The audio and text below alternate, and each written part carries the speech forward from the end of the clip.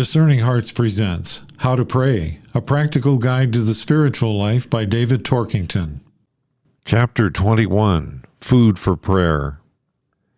It is not only the Scriptures, but anything inspired by them, that can inspire us with prayer that leads to contemplative union. Francisco de Osuna.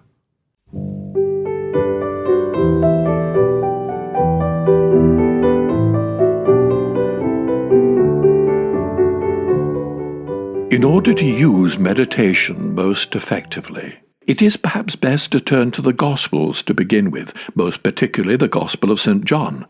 Turn to his famous discourses, especially his profound spiritual discourse at the Last Supper, from chapter 13 to chapter 17. There is enough food for prayer here for a lifetime. Then turn to the other Gospels, the letters of St. John and St. Paul, the Acts of the Apostles, and then to the other New Testament writers. However, the method used in meditation, namely read, reflect, react, and repose, can be used to explore other religious texts as well. Use them to meditate more systematically and more deeply on your favorite spiritual poems and hymns. There are many profound and beautiful hymns that we only glance at briefly every now and then when we say or sing them in church. Hymns like Lead Kindly Light or Come Holy Spirit. The hymnal can be a rich source of material for meditation. Some of the modern folk hymns, for instance, are ideal too. The music may be of varying quality, but the words are often both scriptural and profound.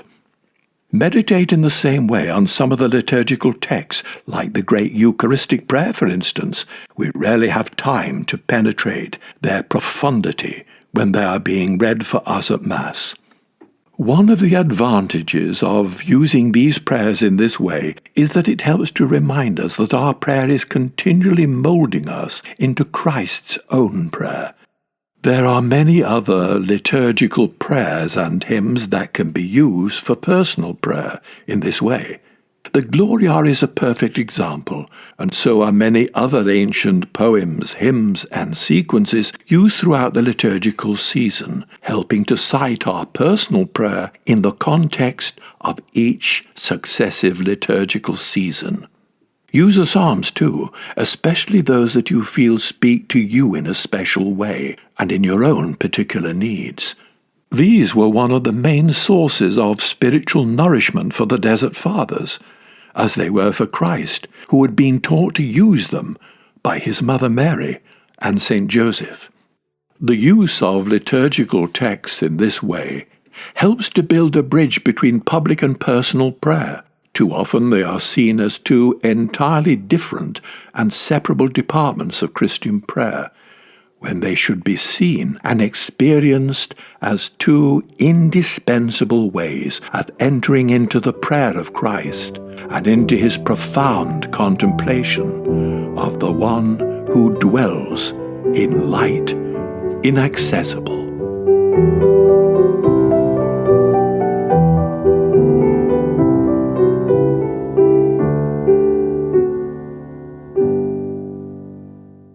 You've been listening to David Torkington and How to Pray, a practical guide to the spiritual life.